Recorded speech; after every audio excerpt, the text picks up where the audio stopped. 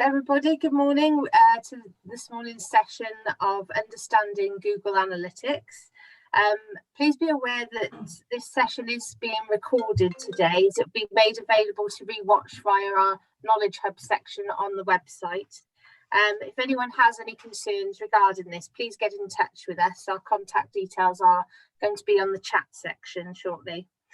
I'd like to introduce to you all Eddie Webb, who will be taking the lead today. But before I hand you over to Eddie, I'd just like to cover a few housekeeping rules. We kindly ask that you use the Q&A bar for any specific questions. Eddie will be answering these as we go throughout the webinar. And if I could ask you to remain on mute when you're not speaking, just to help avoid any background noises interfering. So Eddie has over 20 years experience as a digital consultant and has helped thousands of businesses improve their online strategies and results. And we're delighted to welcome him this morning as he guides us through understanding Google Analytics. So over to you, Eddie.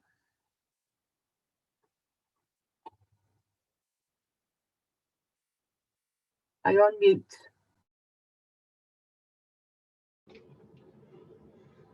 It's all right. I'm not working in my normal environment at the moment, and so my mouse is on top of a little button, and I'm like crammed on a kitchen wall. I'm in between offices, so yeah, I can get my mouse. So yeah, thanks everyone for coming along. And as Lorraine said, just ask questions as we go through, because an hour goes pretty quickly. We will finish on time. Basically, what we're going to cover in this session is what websites visitor statistics are, installing Google Analytics, and I've noticed obviously that Liz is on the session who I saw yesterday, and that's one thing we didn't cover actually, was about installing Google Analytics. So we'll talk about how you install Google Analytics, and look at things like measuring results against past statistics, using the dashboard, setting up automated reports. And basically what I'm going to do is talk you through how analytics works, but then also show you the key places where I would go to try and understand whether something is working for a business or not, or whether the marketing is working and that sort of thing. So some bits you might think are a bit advanced if you haven't used it before. Is anyone using Google Analytics at the moment? Just drop it in the chat if you are, just it helps.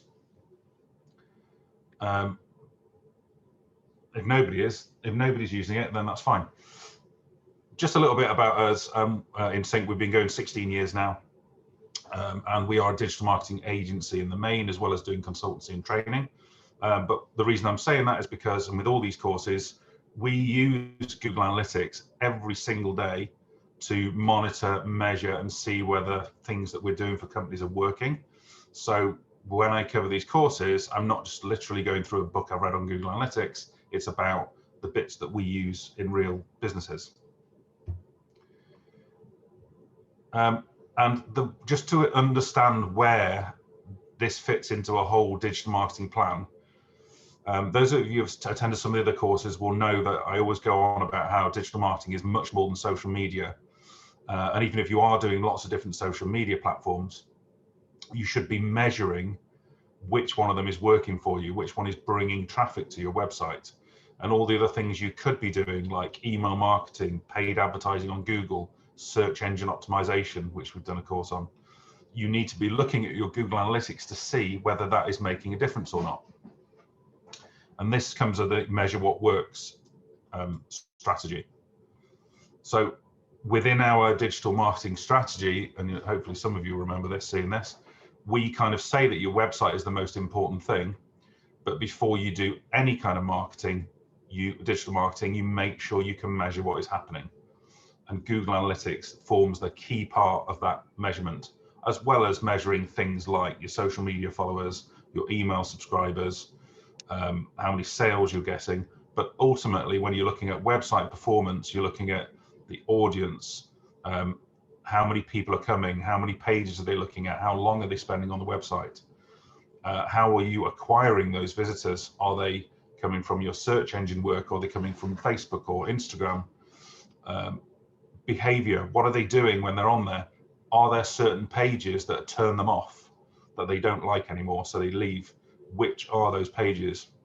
So you can understand all of those things, including your conversion rate, which is how many people do what you want them to do, as in buy something or inquire with you, by looking at your Google Analytics. And that's why it's a really key part of any strategy. So just to explain that, there's all the other things: improve your website, do your promotion, engage your customers, trying to get them on an email, put out useful content and information, and then convert them into becoming a customer. But the measurement is core to all of that digital marketing strategy. That's why Google Analytics is important. So the main thing, whether you've got a brand new website or you've got an existing website and you're sitting there thinking, am I getting sales? I'm not getting many inquiries, or the website's been live for a few weeks now, I haven't heard anything, what's happening? Your analytics will tell you whether your website is even getting visitors in the first place. Because if you're not getting visitors, or you're getting fewer than you were before, then that's obviously one reason why it's not working. The biggest benefit of all is about seeing whether your digital marketing activities are working, and therefore understanding what you should be focusing your efforts on. Maybe there's that one social network you should be focusing on. We were reviewing our Google Analytics yesterday, and we could see that certain things we were doing were getting people to book on webinars, so we're going to do more of those things. So it's real gold dust. Things like improvement in the search engines. When you go and do some search engine optimization, it isn't just about seeing whether you tap in a phrase and you appear at the top of the search engines. It's a case of, are you actually getting more people to your website from search engines? Because you may have got to the top of the search engines for a phrase that nobody uses. So it's really important to monitor that. Basics of web stats. Most people who come to your site are anonymous. You can't really get much information about them for privacy reasons. You can't even really see what they searched for to find you. You can't, Google does try and give you some demographic information about age and interests and gender, but it's not necessarily that accurate. So what traditionally happens is when you go onto a website, information about your computer and where you've been, where the last place you were, and your screen depth, as in your color depth, your screen size, your device name, all of that information is stored in a log file. It's passed to a log file, and that happens on virtually every website you go to. And what traditionally happens is that people, statistics packages interpret that information and then tell you how many visitors you're getting. Google Analytics works slightly differently in that it takes that information, takes it off to Google, and then Google analyzes it and gives you reports. Google Analytics has been going at least, I'd probably say 18 years now. It's quite a long time. So these log files record hits. Can anyone just drop their web address in there? That'd be really useful. Just for me to bring it up. I won't be nasty to it at all. I just want to explain what a hit is. Okay. Well, if you're dropping that in, Liz, that must have means it worked and it went live, which is progress. So those little codes worked. Okay, so when you go onto this website, the page loading itself is a hit. This button loading is a hit. This picture is a hit. Each of these images, another 3 hits. The buttons, more hits. Down here, hit, hit. So basically, when you go onto a website, you might be causing 20, 30 hits just by looking at one page. So we don't talk in hits. The only people that talk in hits are Dragon's Den, where they don't really understand what a hit is on a website, or newspapers trying to sell you advertising because it's so brilliant to advertise in a newspaper because they get so many hits on their online website. Hits are outdated terminology. So we don't talk in hits. Stats will tell you the browser type that people are using. Now, if your user base is less technically savvy, then they'll probably stick with Edge. So they'll click the internet button and they'll end up with Edge, and then they'll go on to Bing as a search engine. So you can actually look at what browser people are using and see whether your website is performing as well on that browser. Does it work on Safari? Visitor's internet address. It's really hard to get that when you're using Google Analytics, but you can on other stats packages. Referring sites is really useful as well. So referring sites are places where you've managed to get a link on. Maybe you're on a directory, or you've swapped links with somebody in your sector, in your industry. And then basically you will, you can see whether you're getting any traffic from that. Not obviously this isn't tourism, but it's very useful in tourism because a lot of tourism businesses will pay to go on directories, and then you can look at this and say, well, did I get any traffic from it? I'll just pull up this other web address to show you something else in a second. Why are statistics important? How many people are visiting your site, what they like and what they don't like. Again, I'm going to show you where that is in Google Analytics. I'm not just going to trawl through slides all morning. And which of your online marketing methods are working. Number of visitors, popular pages. You may think that your homepage is the most popular page, that everyone goes to your homepage. Actually, a lot of people go onto your sub pages first, and so you need to make sure that your other pages are actually really good at converting the customer to. We like to think that people get to the front of our website, navigate around and do what we want them to do, but they don't. They might start somewhere else. Which countries people come from, I'm not sure whether anyone's doing anything internationally, but that can be quite interesting to see which countries are actually visiting and how long they're staying, and try and understand what interest you're getting from Europe, because obviously Brexit makes things so easy now, he said. I am being sarcastic. Google Analytics then is the best package out there. It's totally free. It's easy to install yourself or by a web developer. It's free, wealth of information, and you can actually check on your site. There's a couple of ways of checking. So what I'm going to do now is go to this GA checker. You'll get sent these slides, by the way, afterwards. I haven't sent them on to Tyfu Cymru yet, but you will get them. So I'm going to check this site now.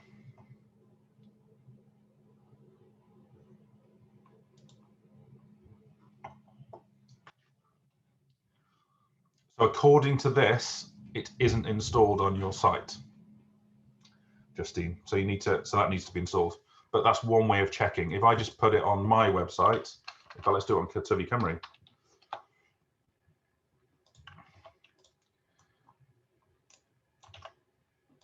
It basically involves getting a little bit of code, putting it on your website, and from that point forward, you'll be able to track it.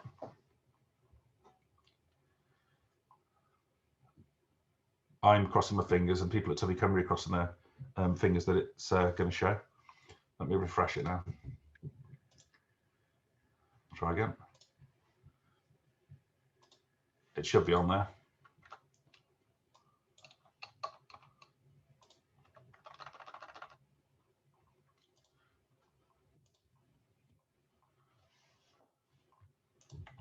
Okay, I'm going to refresh the page.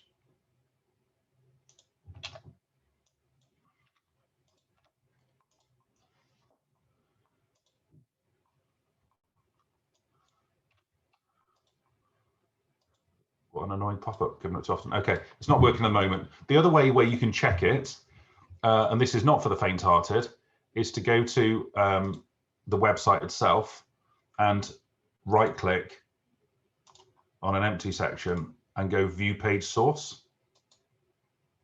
This will give you the code for the site. Now I can see one straight here that this is what we call a Google tag, and it's got a code in here. This will match with your Google Analytics code or with your Google tag code.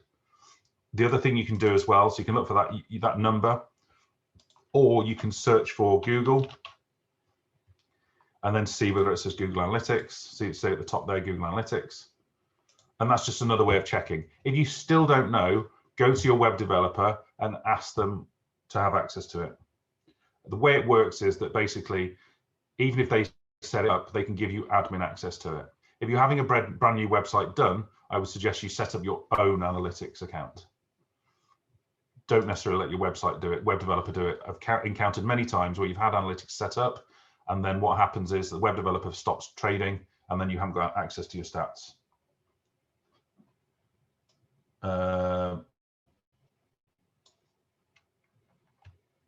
Okay, so Rick's struggling at the moment. I will try this one on here. it could just be that it's not a happy checker. Can everyone, if everyone can't, hopefully you can hear me okay. I haven't got my normal microphone. I'm still in setup, but if anyone can't hear me, just let me know. So here you go, that's what you should see, the ticks coming down. And that's just a way of checking. So there's a slide here which explains how you get set up with Google Analytics. Basically, you need to have a Google account. You go to Google Analytics or just search for it, and then you'll get presented with a screen to create a new account. And what I'm going to do now is talk you through analytics and just show you a couple of bits of how you would set that up.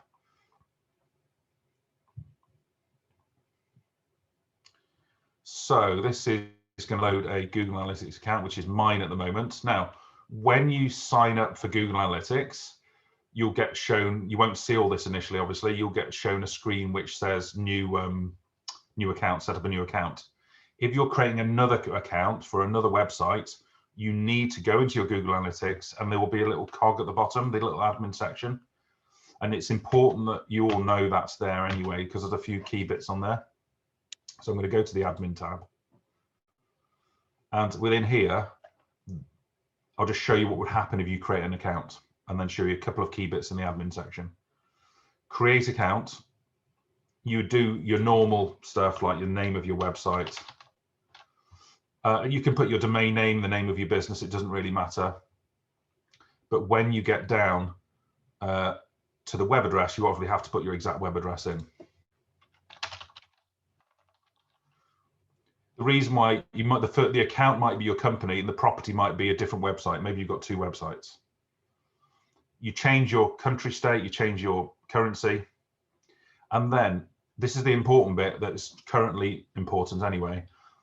Google Analytics 4 is coming out, but it is not fully finished, as in like it's a bit clunky, it will evolve, it's difficult to use at the moment.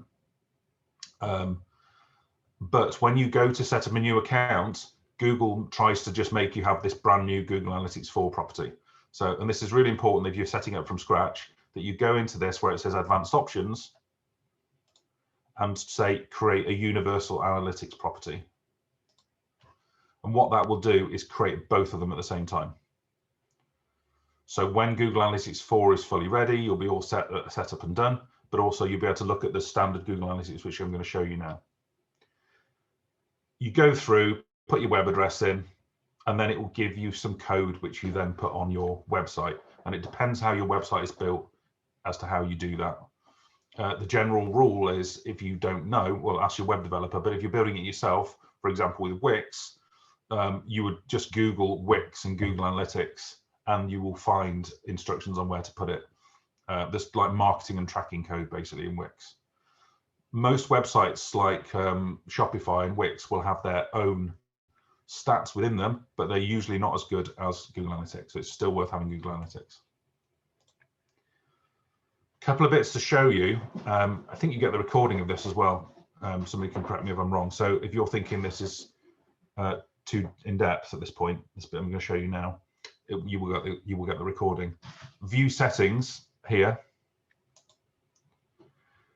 This is your basic settings for what you're going to see, but there's an option here to say exclude all hits from known bots and spiders, which sounds like gobbledygook, but what it means is any search engines or any sort of spammy websites that crawl around all the time, they should be excluded from being shown to you because they can inflate your stats.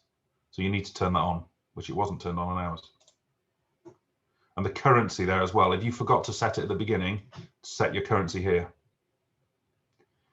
Now, if you're selling online, then you'll need to go to e-commerce settings. So remember, this is on the right-hand side, e-commerce settings, and you'll need to turn this on.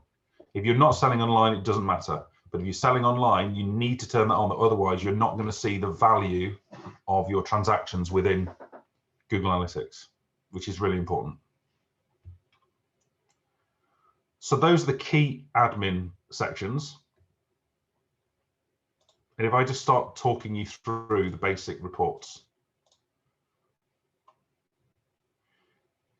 the way you navigate basically is you go through, yes, the recording will be on the hub in a few days. So according to this, there's no one on my website at the moment, which is quite sad. So what I'm going to do is go onto my own website now. It's a great way of checking if Google Analytics is actually installed correctly. I'm going to go onto my own website and I'm going to go onto, I don't know, free one-to-one, which incidentally you can all have, and then through Tyfu Cymru. And then if I look at my analytics, I can see there, and there's actually 2 people on now, but I went to the home page and that should change in a minute to say I'm on the one-to-one page. If stats are on there properly.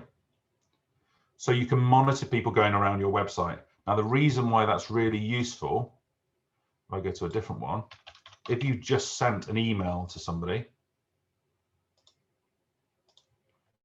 you can see exactly the response to that email, or if you've just put like an email campaign, or if you just put it on social media with a link and you're promoting it, you can see exactly where people are going, what they're clicking on, and follow them around the site and see how they're navigating. So you get that instant feedback. And sometimes it can be dozens and dozens of people on there. So it's quite interesting, quite nerdy, but quite interesting as well. Just to say as well, there is an app for Google Analytics, which I would recommend that you get. I'll try and show it on screen now. Not that excited to see, but it's quite nice. And the reason why I advise you to get the app is because, you know, when you're trawling through your phone, if you're one of those people like me, and you look at your social media, look at your news, look at your emails, one of the things that you can look at very easily is your Google Analytics. So it means that you're much more likely to check. People don't often go and log in, but if it's on your phone, you'll just have a look at it and check your stats. So it's really useful. So real time, quite entertaining, but also enlightening as well. I'm just going to flip to another one.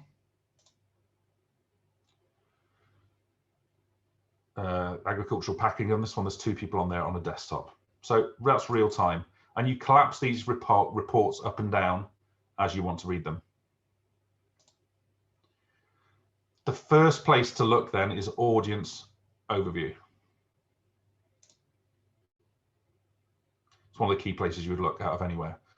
So this is on this agricultural site, and I'm just going to change the time period at the top right here to longer than the last 7 days. It's always the last 7 days, but you can change that at any time period you want, providing you have stats on there. And I can see here the ups and downs. So you can see there's a bit of a trend. So there's 1 day a week that's quite low, which is a Sunday. So they don't do a lot of business on a Sunday. And they're not open on a Sunday. But it would change from business to business. The idea is if you're say for example, you're thinking, I'm going to send an email marketing campaign once a week or once a fortnight. You can look at this and say, well, actually, it seems that this day here, which is a Monday, is one of the days where people are slightly more likely to be getting in touch with us. So let's send our emails on a Monday morning to hit people when they're much more likely to convert, or slightly more likely to convert. And the basic stats here, you can hover over it and it'll tell you what they are. But basically, users is people who've come to the site.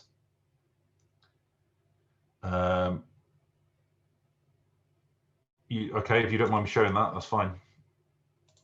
That's very helpful. So you definitely don't mind me showing anything on here, Rick, just to make sure that you're totally happy. Is it historical profile, I think?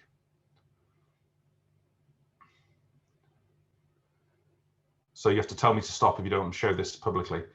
So these are the number of users. So Sunday's actually quite a nice spike there. I would suggest an email was sent on that day, and there's a Friday there, and again, another spike. So number of users, number of new users, and number of sessions. So this means that some people came back more than once during that time, during that month period. Number of sessions per user. Page views. So 5.95 pages per session, which is a good amount of pages viewed. 4 minutes 44, nice amount of time on the site. 52% bounce rate, and a bounce rate is when people land on your website and only look at one page. So you could look at that and say 52% is a high bounce rate. In other words, over half the people when they go on are leaving after one page. In actual fact, that is about average. On our website, I think it was like 60% 60. On the agricultural one, it was 69%. So an average is about 50% of your traffic will just land on and then go. So that's quite normal. The great thing you can do with this is compare to a previous period. So I can go onto this and say, well, let's look and see what happened. Compared to the previous period in the last month, the last 30 days. So I can look at this and say, look, compared to the previous period, it's all green. Green is good, red is bad, which means there's been an increase in traffic, people are spending longer on the site, and it's doing well. However, all of your businesses are seasonal in some way, especially in horticulture. It's seasonal by its very nature. So what you can also do is compare it to the previous year, which will give you more of an idea of how you're doing, because I would expect that as the season goes on, as we get more towards spring, you're going to get more and more people going onto websites to look at plants and that sort of thing. So comparing it to the previous year gives you a better feel of how it's doing. So even on the previous year, you've got a 95% increase in users. So everything's good in terms of performance. We have a website and an e-commerce site, can use Google Analytics for both through one account. You can, probably what I would do is have one account and then 2 properties within it. It depends how tightly linked they are, but you could potentially add the same code so you can see them transferring from one site to another. I'd have to look at the details, but you can basically have multiple accounts with multiple analytics on them, if that makes any kind of sense.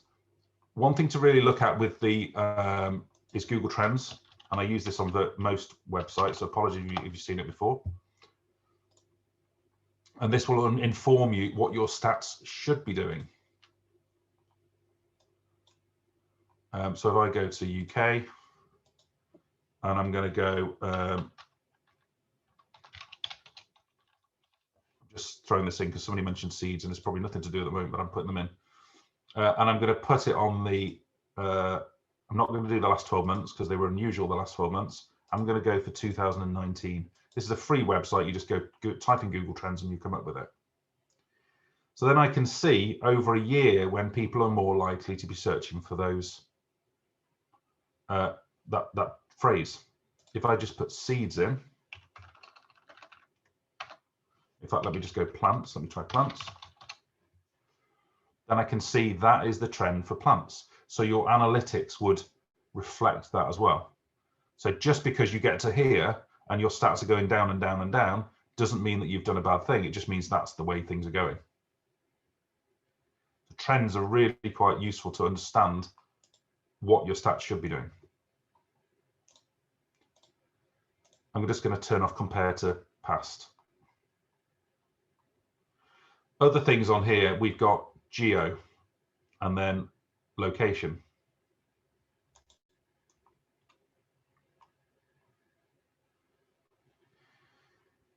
So within this, then we've got the countries that people are looking at, coming from, sorry. So United States, Ireland, France. And then for each one of these, you've got a bounce rate, you've got the number of pages per session, you've got the average session duration.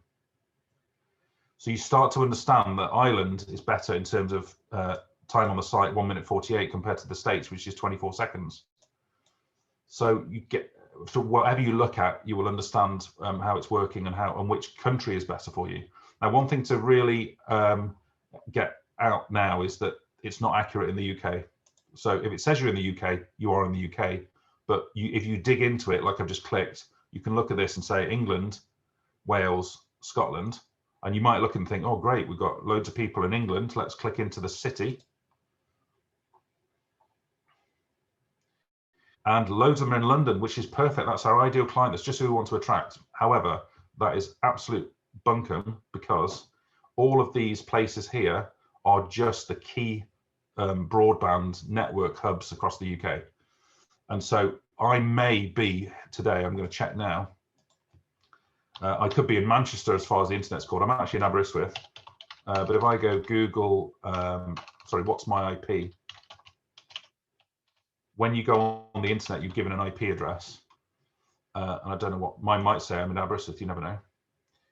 I am in Aberystwyth, but if you do that on your own computer, when I do this at my office down the road, it invariably says I'm in Manchester or London. So your internet address that you've been given may not be accurate. So don't assume that you're getting loads of people from all these different cities. If it says they're in the UK, they are in the UK, but that's as far as it goes. You can look at mobile overview.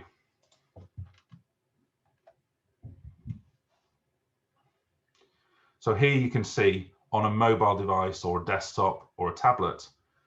So this one is getting 38% of people coming on a mobile, but then you look at it and say, if they're on a mobile, they're only spending maybe 4 pages per session compared to 7 on a desktop. So then clearly to me, it's not working as well on a mobile. You kind of would expect that anyway, but it's not ridiculous. But look at the bounce rate, 47% on a desktop, 60% on a mobile, and yet 40% of the traffic almost is coming on a mobile. So I would look at that and say, is there anything we can try and change how it looks on a mobile so we don't have such a high bounce rate? Generally, the smaller the screen, the higher the bounce rate. Still a decent amount of people on desktops. And over here, we think we've got website purchase. We're tracking website purchases here. You can see then, I'm not going to go much further over to the right here, but you can see the likelihood that somebody's going to actually purchase something depending on what they're on. If you sell online, like 5%, 3%, and 4.55%, and how many actual sales are coming from those particular devices. You can even go to device level if you want to and see exactly which devices people are coming on when they're on a mobile. For those that are interested, obviously Apple iPhone is dominating there, but there's lots of other devices. So far, the main place I would look at is the overview. Sometimes I'd look at the mobile and the geo and a few bits in here, but the second main place I'd look at is acquisition, all traffic, and channels. If I only could look at one report, this is the place I would look at. And this shows me where the visitors are coming from based on the marketing that's taking place. So, and you have to stop me at any time, Rick, if you don't want me revealing what marketing you're doing. So organic search is people searching on Google or Bing or whatever. Mainly it's going to be Google, but it's a healthy amount. 70% is a really good healthy amount of organic search. Second there is email. The only reason that email is being identified there is because on MailChimp, it's been linked with Google Analytics. So on MailChimp, there's a section called integrations in your account where you have to go in and connect it to Google. Once you do that, whenever you send an email from your MailChimp, it will show in here as an email. So you'll be able to see the performance of your email traffic. If I've got time, I can show you that. These are all the sort of things we tend to do on one-to-one sessions anyway, one-to-one training sessions. Direct is a bit of a mixture. It could be people coming from an app on a mobile phone, like a social media app. It also is people putting it in from a bookmark on their computer, or they've been there before and they start typing it and it auto-completes. There is some organic search in there as well. It's kind of stuff that isn't really categorized. Referral is referrals from other websites. Now, with all of these, I could click in and go and look at it and see, right, okay, which websites are actually sending me traffic. Social media, and again, I can click in that, which I will do in a second, and see which social media is bringing these 329 visitors. And other is, again, stuff that's just miscategorized. Now, the really important bit to note with this is over on the right-hand side, we can define success. So there's I can't reveal it all to you, but basically, we've got here, we're tracking whether an order has taken place. And I'll explain how we do that in a minute. But you can see then a conversion rate for each of the types of marketing. Social media being one of the worst, in fact, the worst apart from this other one, which doesn't surprise me at all. But I could still look at that and say, okay, which social media platform was it that led to those sales? And click in. and it was Facebook. So we can look at this and say, these are all the social media. We got quite a fair few from Pinterest, not really leading to a sale, but Facebook did lead to 2 sales. So you start to understand of the activities you're doing. Maybe you're doing Instagram all the time and like, because you love it and everyone likes your posts and lovely pictures, but if you're not getting business from it, then maybe you have to think, should I do it slightly differently? So let me go back up a level. So this to me is the bit where I would look at and say precisely what is happening. Now, if you sell online, normally you can enable that e-commerce thing. It isn't enabled on this website, on this version of this website, so it won't show me the value, but that will actually bring through the exact value of a sale. The other ones are things that people have done, like a website purchase, or you can record when people have spent 10 minutes on the website or looked at more than 5 pages. And this is the bit where if you've never used analytics before, you might think this is going too deep. So just write down the word goals, setting up goals. Most people don't set up goals, but for every time we do any digital marketing for clients, we always set them up. And that's because it's vital to help me understand what's working. So looking at this organic search here, so what if we had 30,000 people come to the website and they all spent 1.5 minutes on the website? I need to know what form of marketing is bringing the good visits in. And it's not always selling online. Sometimes you just want an inquiry form. Sometimes you just want to know when somebody's looked at 5 pages, and then you can identify where the healthy traffic is. It's not all about numbers. So again, we go to this little admin section at the bottom left. And here we can set up goals. So you go and set up a new goal. Don't use the templates because in my view, they make it more complicated. You give it a name. So this one is going to be, and I won't obviously save this, this is going to be contact form used. But bear in mind, there are other ones that I could do as well. So this is going to be a destination goal, but I could do 5 minutes on the website when they've looked at 3 pages. And the settings are really simple to do those. A destination goal means that when somebody arrives at a page, so in this instance, when they fill out a contact form to get in touch with you, they arrive at a thank you page. So you set your thank you page up to redirect. So when they filled it in, instead of just putting a message up saying, thanks for your inquiry, it actually takes them to a thank you page. And virtually all contact forms can do that. Once you've done that, if I go continue, you just put in whatever that web address is, whatever the page is. And from that point forward, every time somebody gets to that thank you page and they filled out a contact form, you'll be able to see on your statistics the likelihood of people contacting you from that different form of marketing. The other ones on there were like duration. You just say, oh, when they spent 10 minutes on the website. It's about setting up those goals. So when you're looking at your acquisition and channels, you can see the high performing visits. So newsletter sign, I'm not sure that these are live or not. That one isn't. So the one that's actually been set up on here is website purchase. On our one, which I won't go into, on our one, we've got it so when somebody signs up for a webinar, when they download something, when they fill out a contact form, all these things to us are performance because we don't sell online. Worth setting those up. Slightly more advanced than that as well is this thing called campaigns. Now within campaigns, what will show here, I haven't looked at it on this account before, what will show here are these are the email campaigns. So you can identify individual email campaigns and see exactly how many users came in from them, what the bounce rate was, how many people bought something. So you can change that to saying, did they buy something? Did they buy it for a website purchase? And then you can see, you start to understand which of your emails are working best.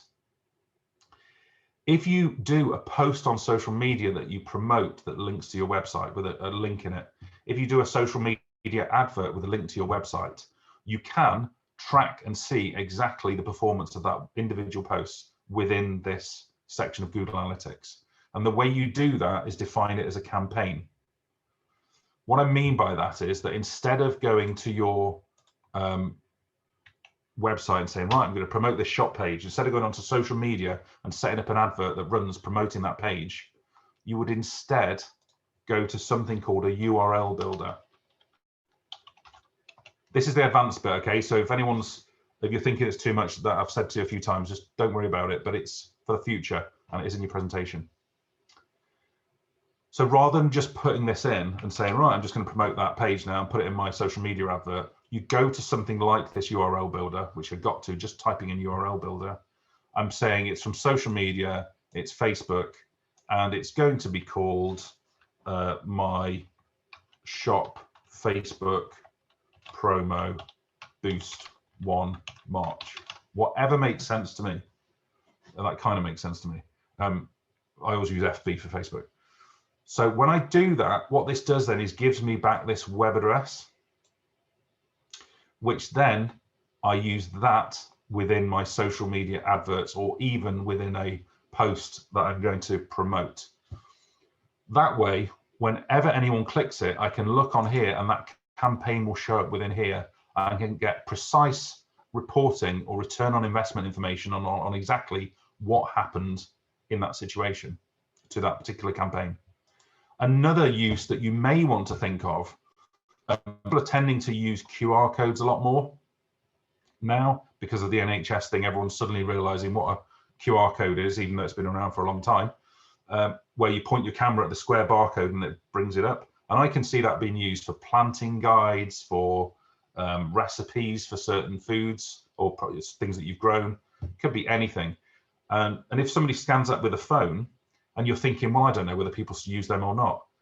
If you do something like this and say, this is my, I don't know, my plant QR code, whatever, then when you convert it to a nice short link, so it's a nice and small little square, whenever any one of them scans it, you'll see it showing up in your Google Analytics whether people are actually using it. So that's called sort of using those technologies together. Hopefully that makes a little bit of sense, but the key thing to remember out of all of that is go to all acquisition, all traffic, channels, and that is the most important report. Now, once you've found that once, the danger is you get busy and then 3 months later and you think, oh yeah, Google Analytics, I remember that course we went on, and you can't remember where that report is. And there's several things you can do once you find a report that you really like to make sure you don't lose it in the future. At the top of every report, there's an option here to save it. Now, if you save it and go OK, this will create it as a little saved report on the left-hand side. So whenever you go back into Google Analytics, you've got customization and saved reports. And any reports you've saved will be in there, so you can just navigate back to it.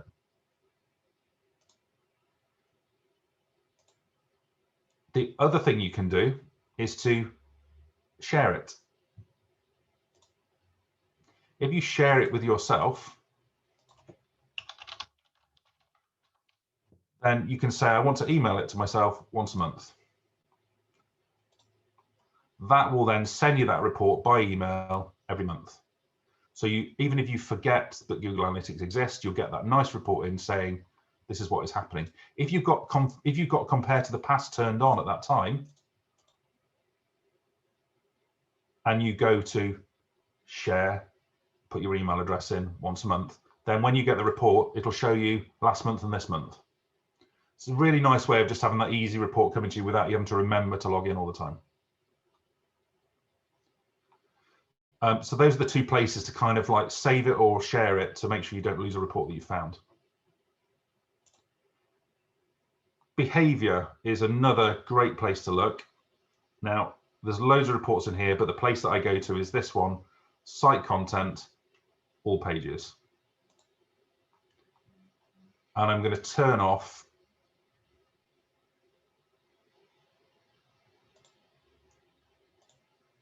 compared to the past, just because it gets messy. So within this section here, this shows me the pages that are viewed the most. And it's not just the home page. We've got the cart, we've got perennials, we've got collections, we've got peonies, products with a letter A or a letter G. And then you can see then how many times they're looked at, but also how long people spend on those pages. So you can see which pages people are just skipping over or which ones they find interesting. You can also see how often it's an entrance page. So the perennials here is an entrance page 2,000 times in that period. So maybe it needs to be looked at to say, does that portray the website or the business properly? Then you've got a bounce rate when that is an exit page. When that is an entrance page. So when somebody lands on a website, how good is it at keeping people on there? So the homepage look is really good for bounce rate, but there may be some other pages like when they land on it that are maybe not as good. And the key one for this is this exit page. So this shows me which pages people are more likely to leave on. So 29% of people are leaving on the peonies page. So I could look at that and say, well, look, when they're on different pages, they're not leaving, but when they get to this, they're leaving. So what can I do to reduce that number, that percentage? Now, actually 29% isn't bad. Let me expand it to 50 pages. It's only showing me the first 10, but I can expand it. So we've got this one here, a blog. This is a classic thing that I would look at here. 90% of people are leaving when they've read this blog on moving and dividing peonies, which is obviously a waste of all those visitors, 2,400 people, 90% of them just go, it's worth very little to the website. So I would look at this, I haven't looked at it before, and I'd look at this and say, right, what can we do to stop people leaving? Because people are reading this, they're getting their information in, and they're off. And to me, straight away, and just for your information, this is sort of a thing we can do on a one-to-one session, which has been put in the chat. I would say there's no links to go and buy peonies. So I've got to put effort in and try and find them. Whereas if this link to peonies, if that link to it, again, all the way throughout, buy, link me through to the products. There's no call to action to actually make me go and buy a product. So putting that in and bold calls to action to go and look at the plants would reduce that exit rate from 90% and lead to more sales. New website on the way, yeah. So there's only so much you can do, but it's little things. But a simple thing like when you write a blog, put links in it. And I wouldn't have known that, or we wouldn't have known that unless we'd actually looked at the exit pages and found out where the holes were in the leaky bucket. And every time you get a chance to look at this, you will learn about your site and learn what you should be changing, and it will change how much business you do. So for me, that behavior is another really key place. I'll show you one other thing at the bottom here, conversions. So this is your conversions at the bottom is where you look at goals. So you see goals that you've set up throughout the other sections as well, throughout the acquisition section. But you can also look at them in here, and it will show you like what your conversion rate is for different goals. How many people bought something. That is not a real figure, by the way. That's approximated by a long way. And then also this thing here, again, slightly niche, is a thing called assisted conversions. Once you start getting into Google Analytics, this is the place you'll want to go, because what it says is that if somebody comes from social media and lands on a web page, they rarely buy something. If somebody comes from your advert, they land on a they're not necessarily going to do it straight away. People come back to your website several times before they actually buy something. So this will show you, this assisted conversions show you where something you did assisted in a transaction. So email marketing led to loads of sales, but also assisted in many other sales, or whatever you're tracking. So it's really quite a nice way of seeing the path that people take through. And going one step further, it will show you what your top conversion paths are. So this, on this website, this is how purchases happen. They go to organic search and then they go direct, they come back. So that virtually all of them are multiple visits to the site. So you start to understand the flows that people take, and maybe they come from social, then they come from an advert, or they come from email. And it's just it's a bit niche, but it's quite a powerful place to look. Probably the final thing to show you, and then I'll take any questions you've got. Whenever you're looking at something and thinking, I'm not really getting the information that I want, or I'm looking at email, but I want to see something else in here, there's a section here called secondary dimension. And as you start getting into it, you want to see more information. So I'm looking at this maybe and saying, well, these landing pages, okay, these are all the people that came on certain landing pages, but I want to know whether it was on a mobile or a desktop that they came to those landing pages. So you go onto this secondary dimension, and then if I try and find this now, let me go users, and I'm going to go see if I can find mobile in there, mobile including tablet. So it's when you start looking through and you start saying, actually, I can't really find what I'm looking for here, then you go for that secondary dimension. And that will sort of break that information down as to how many came from mobile, how many came from desktop. And sorry, one other thing I wanted to show you on the behavior, because a lot of people never even see this. If I go into that section again, behavior all pages, and go into, let's go into one particular one here, let's go into letter G. It is amazing, Liz. I think it's amazing anyway, but this is my job. But I love Google Analytics. So basically, within here, I'm looking at this page. You can see these are the visits to this letter G over this month. But if I go to navigation summary here, this shows me for this page, only few people leave on this page because they're still quite interested. But where did they come from? So this is the previous page they came from before they went to that letter G. And this is the next page. So they're obviously going backwards and forwards through the geraniums, basically. But you start to understand which products people are more likely to go to next, or which page they're going to go to. You start to understand as you go through, like, let me go to perennials. So when somebody comes on the perennials page, where are they going to go? And it looks to me like they're going alphabetically, the order that they appear on there.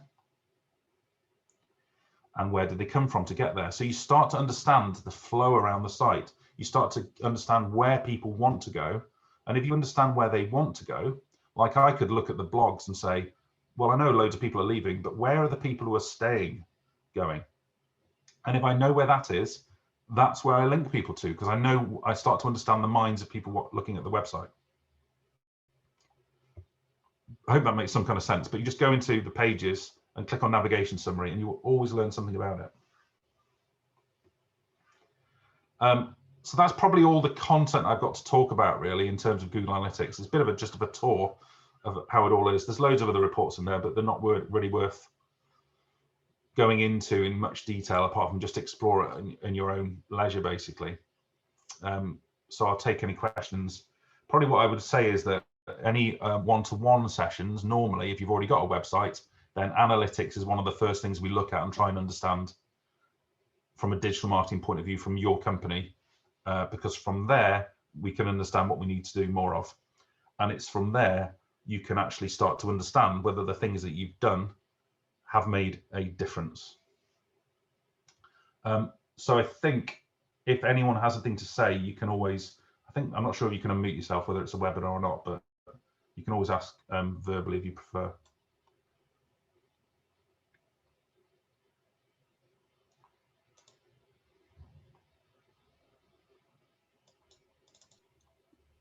Hi, Eddie, it's Justine. I don't know if you can hear me. Yes, I can, yeah. How long per month or per week would you say that ideally we should be spending looking at Google Analytics and these kind of reports to be effective? I would say you could learn, once you get into it, half an hour a month, you would learn enough.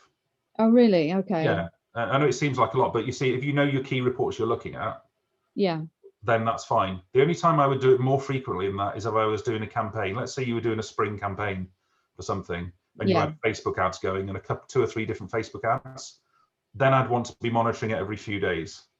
Right, okay. While that campaign was running, because it's like Google ads. If you say, well, I'm going to spend £100 on Google ads to promote this, the last thing you do is run that for a month and look at the end of the month. Yeah. You need to run it and then test it after a few days, and if it isn't working, tweak it. Change it. Yeah. Yeah. Okay. But on a maintenance point of view, to learn from it, half an hour to an hour a month would be enough, I would say. Thank you. You're welcome. Just one bit on the one-to-ones, in case people didn't realise, they're one-to-one sessions, and I'm not really totally trying to plug them because I'm busy and I'm not desperate for work. But it's not just a one-off session; it's usually a series of sessions. So don't think it's sort of 1 hour where we have to get everything done. It's usually a series of sessions over a period of time to get results and for you to learn how to do it yourself, whatever it is, from email to search engine optimization to even building your own website on occasions. Thanks, Liz. So I'll still take any questions if anyone's got any. You can just unmute yourself, or if everyone's understands everything, that's brilliant. I think it's Liz. I think it was so much there. I need to go away and have a play around and have a look at it. But I may well be, I'm sure I'll probably be in touch again to go, I can't remember how to do this bit or whatever, but there just seems lots to, it looks like to me like it's something you just kind of have to get your head into and play around with yourself. Yeah, and find your key reports that you want to look at. And those are the places you look at, you know. So yeah, it takes time, but it's worth doing. Yeah, no, it's fab. Thank you very much, Eddie. It's awesome. You're welcome. Well, thank you very much, Eddie, for the session. Very informative, and thank you to everyone who contributed today. As Eddie mentioned, the one-to-one sessions, please get in touch with us if you want to apply for those. Our details have been in the chat, or you can get it through the website. And I just want to draw your attention to a couple of other events that are coming up.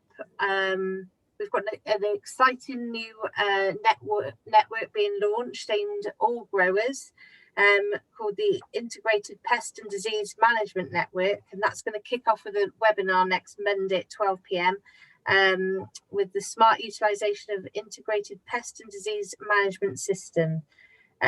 We've got other training scheduled, how to create and use pivot tables effectively on the 22nd of March.